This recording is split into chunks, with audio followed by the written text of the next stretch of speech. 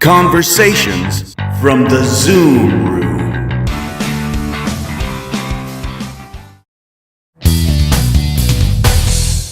I'm curious to know what your advice is when people start panicking. What advice do you have for them to not panic? Well, first of all, the first thing that I have to say is that in a moment of panic, we do not make the best decision.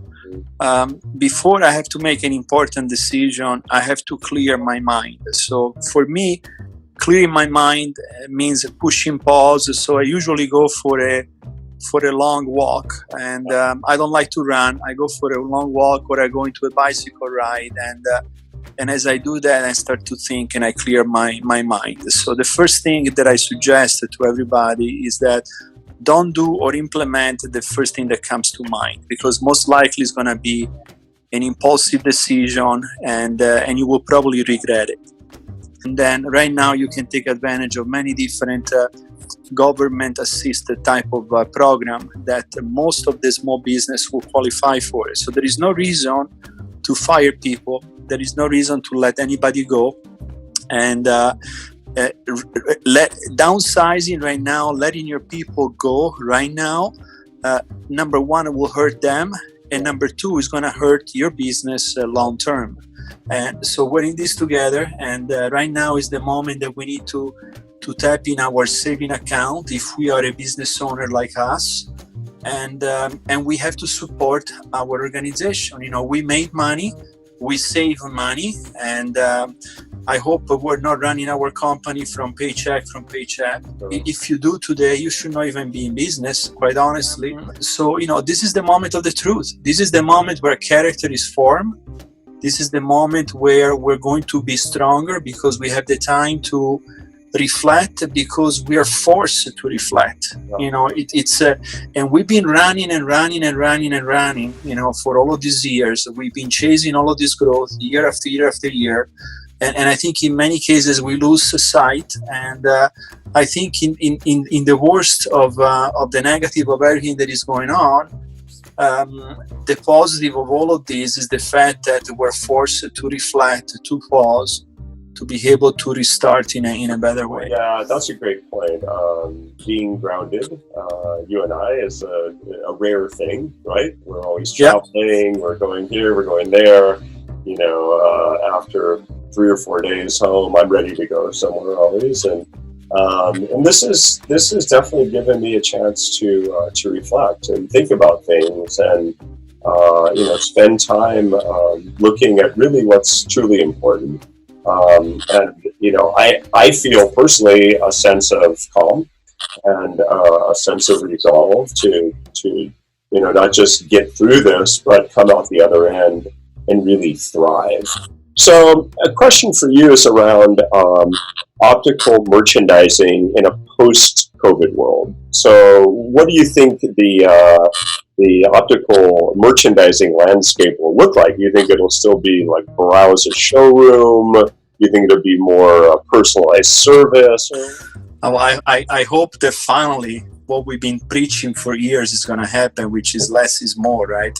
Less is more. Yeah. I envision the business of the future where the outside of the business is going to be as relevant as the inside of the business. Think about those parking lot of the practice tomorrow to become the actual virtual waiting room of the practice of the future. And think about the front desk operator to actually come and knock at your window when they're ready to help you, because the waiting room of a doctor office are not going to be relevant anymore. People are not going to be willing to stay in a waiting room full of people.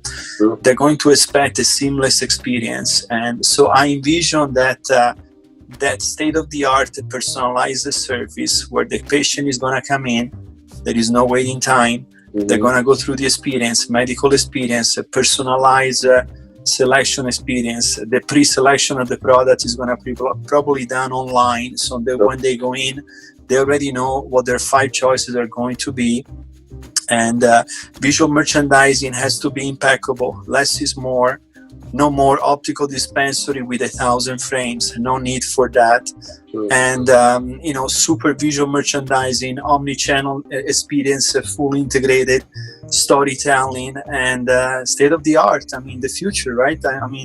I think this is a shift that is going to put us into the future of optical in retail. And me and you, we've been preaching this for years. And as I said before, Bill, the industry was doing too well to be forced into a change. It was always, oh, that's a great idea. Yeah, I love it. I'm gonna do it. And then they went back to their practice and they never implemented, right? For one reason or the other. Now we're gonna be forced to do that. Yeah, no question. And what's happened this last 2 weeks, honestly, is as I mentioned, we've received a lot of calls from people very desperate to continue their business by being online. I think the independent was really caught totally 100% unprepared to transact business online.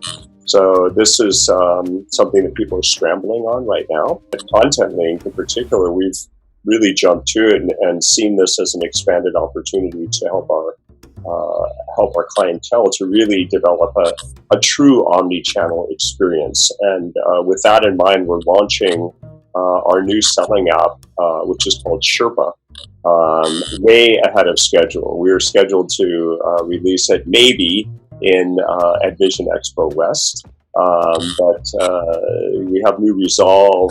We've beefed up our development team. We're doing interviews with clients and partners really every day, many Zooms. And the whole idea with Sherpa is to create a selling app that will help the patient guide themselves to a certain extent through the optometric experience and the frame selection experience, and then really truly help the doctors and the opticians to serve them in a way that they can continue the relationship online. So if somebody doesn't want to come in and they want to order this frame or your frame with sunglasses, they can do that easily, right? Or if they want to do some new style selections, they can do that, or order contacts. So I love it. I think one of the big issues, considering the number of people who've been furloughed in optical locations, optometric practices, once this comes back and everybody's open for business, they're going to have staffing issues, right?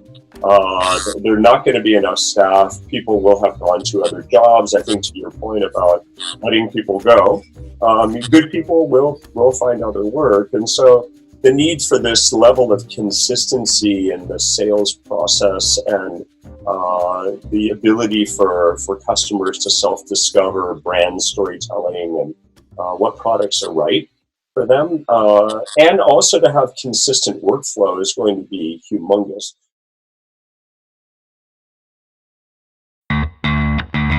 Conversations from the Zoom Room.